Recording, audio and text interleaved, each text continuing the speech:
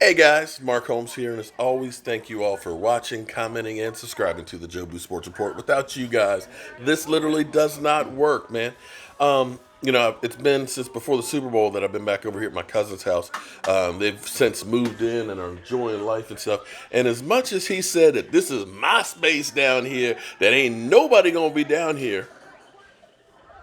What's happening, man? And we fishing in the living room here. And I guess a leopard can't change his spots because as I'm sitting here looking at this guy with the yellow shirt on, look right next to him. Burgundy blanket. Baby. Okay. When I do stuff, I like to try and relate it to things that are going on in the world. And since I'm here with a Washington Redskin fan, and we're talking about my quarterback, Dak Prescott, I want to ask you a question. Let me turn around this way here. Okay.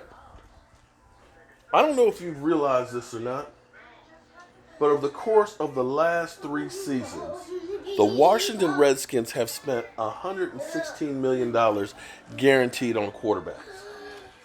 That's why the motherfuckers can't win. That's what's his name, Snyder? No, but I want you to think about that for a second. And y'all don't have a quarterback right now. Nah. Which means you can go the cheap route and try and find somebody for about 10 or 15 million, which means then you will have spent $130 million on quarterbacks over the last 4 years. And if you try to get somebody like, I don't know, Teddy Bridgewater, I would imagine is probably going to be 20 million or so, right? Nah, Nick Foles is getting 20 million just to sit on the bench. So if you go that route, I don't know what the hell they gonna do, man. so What they should have did was get Colin Kaepernick when they had the chance. oh, see that? Instead, they got Josh. They got what's his name, Butt Fumble McGee. First play of the game, he didn't fumble out his ass this time. He just dropped a snap. So- and then we got Josh Johnson. Yeah. Who Ain't didn't been do in the nothing. league 7 years. He was bagging but, groceries. You know. He playing I ain't pickup hurt basketball. no Okay, okay. So regardless of what you had now, okay. So you're going into this season now with nothing. with nothing. So what do you do? What Do they you- always do? What's that? Waste a bunch of damn money on somebody who ain't no fucking good. Well, you got. But see, but then again, our problem is too though. Gruden ain't gonna be there much longer. So do you bite the bullet and just say we'll just throw somebody out there and He- wait for the next coach? Here's They what need I to get do. rid of Gruden. I spend all the money I can to get Antonio Brown, and then, because this draft, there's not really that many good QBs, so you're not going to draft anything. I mean, but it's not necessarily about good QBs because it's what you do if you play to their talent. It's not you ain't got to be perfect. You just got to be good. How many good quarterbacks are there really? And you take Drew Brees, that motherfucker from New England. Excuse me, it's family friendly. Oh, I'm sorry. Oh, I forgot my bag. Green Bay. And you can't say the guy from San Diego any good because he ain't that one shit. Take them four away. I mean, you don't have that many good, really. But here's what's amazing to me. Okay, and I'm sensitive out there. Now, see, what bothers me is people will say, "Well, Dak Prescott ain't Jack." They ain't gonna pay Dak. I ain't mean to cut you hold- off, 'cause they not gonna pay Dak because Dak is the quarterback of America's team and Dak is black. Well, okay, I'm not going to put it out there like that, I am. but I'll let him put it out there. But they say, well, Dak ain't Jack unless he's got elite talent. And until we got Amari Cooper, what do we have? What did the Cowboys have for elite talent this year? Me? In other words, they didn't have shit. That's what looking like. I can't say that we had the best offensive line in football this past year. Now, we got Zeke. Zeke, of course, is elite. But you look around in every situation where there was a great running back, the quarterback had other people and parts around it. I mean, the Rams had Gurley. And I know Goff had great numbers the first half of the season, but he looked like some shit second half of the season. What did he look like in the Super Bowl? 57 QBR rating. And then you got people, this is what's funny. But Because, he's second. no. People talk about my quarterback and they said, I'd rather have Joe Flacco. You know what the best season Joe Flacco had was? He ain't had a good season. Best season he had was 27 TDs, 12 interceptions, and an 83 QBR. Well, that's when you But probably see, went to Super that's Bowl. when that quarterbacks they started paying them quarterbacks that crazy money. And I like what Deion Sanders said. He said, look, y'all paying some of these quarterbacks who ain't nothing franchise player money, and they're not worth it. Y'all paying for the position.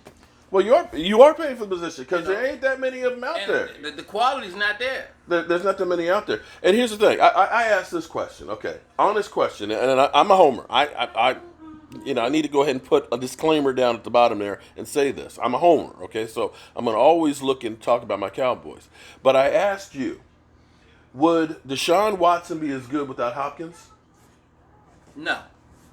Would Matt Ryan be as good without Julio Jones, No. with Calvin Ridley and Sanu? If you put him on with Alan Hearns, would he still be okay? On that same note, Yeah. the only thing that stayed the same, and them cheating ass Patriots is who? Tom Brady and the coach. No. Go back a little bit more. And Gronk. Mm-hmm. Take Gronk from him. Oh yeah, take Gronk. Gronk from him. And before they had Gronk, they had that Spanish boy who killed himself in jail. Yeah, and that's the thing, and that's where the Cowboys were lacking, that we didn't have a tight end this year. And I agree, and that's where I've talked Y'all about. had one until he retired. Yeah, but he was getting old though. Yeah, he was not. He was not the guy that he used to be. That was Dak's cushion. Now So that's my thing when you say, well, he didn't have elite talent. But here's the thing. Here's how we can compare, and I'll probably go into this a little more later, but how we can compare apples to oranges. Because take Amari Cooper playing with Derek Carr, a quarterback that a lot of people say is a lot better than Dak Prescott, right? 5 games with him, he only had 220 yards and 1 TD. He goes to the Cowboys, no training camp, cold, different system. And what happened with this? What happened with the first game? What did he get, like 3 TDs that game? Well, no, the first game was against the Titans, but after that. Yeah, after that. But you see what he did with that guy. So you're telling me that Derek Carr is an elite quarterback and had that guy and couldn't win with them? Well, anyway, I got some. And you notice the difference between, it's the difference between that quarterback and your quarterback is, don't want to say it, moving right along here. Okay, I'm going to ask you two Redskin fans then. Would you take Dak Prescott? I told you that on one of your videos before. Yeah. Would you take Dak Prescott? Right now? Nah. Really? You wouldn't want to ruin his career, huh? I can't even come back. Why would you take Dak Prescott of what we've had? With what you have right now. No, okay. So even with Alex Smith, Dak Prescott's numbers were better than his, even when Dak was doing crap. But see, the first part of the season. What people don't realize is, and I didn't realize until he started working in my house. I don't get damn about them Cowboys. Was that his team gets behind him? He's a leader. You see him, that's what you see him That's on the what we need, sideline. Hey man, I got this. We got this. Alex Smith. You didn't see that. Yeah. That's it. The dude that we sent to who we got paid, we paid him $500,000 for 2 years. I mean, Kirk Cousins, $50 million for 2 years. Kirk Cousins, and went to Minnesota. Yep. What the fuck he do? Not a damn. And he had a better receiving core in Minnesota than he did with us. Oh yeah. But see, the thing about Kirk Cousins, he gets stats. He gets junk yards. Well, that's what I'm saying. He had over 4,000 yards, but I remember because I was in the stands. I loved it because I thought for sure y'all were kicking our ass. It was the fourth quarter. You were up by 1 score. You were down there in the red zone. Kirk Cousins throws an interception in the end zone there. Dak Prescott goes all the way down the field, and the killer was Alfred Morris doing the final run into the end zone. And see, Kirk Cousins had more yards in that game than Dak Prescott. But Cowboys got the win. You hit Kirk Cousins, he get happy. Same thing he did in Minnesota. Now I'm gonna put something out here that a fan actually said to me yesterday. I think my man who works over at the sports store. God, I just started following you on Twitter. Damn, what is his name? I have no idea. God, I'm sorry, man. You know I'm talking about you. I'll hit it up later. But he actually said something to me that was actually really kind of interesting. Do you realize over the last 3 years that the Dallas Cowboys in the division are 15-5?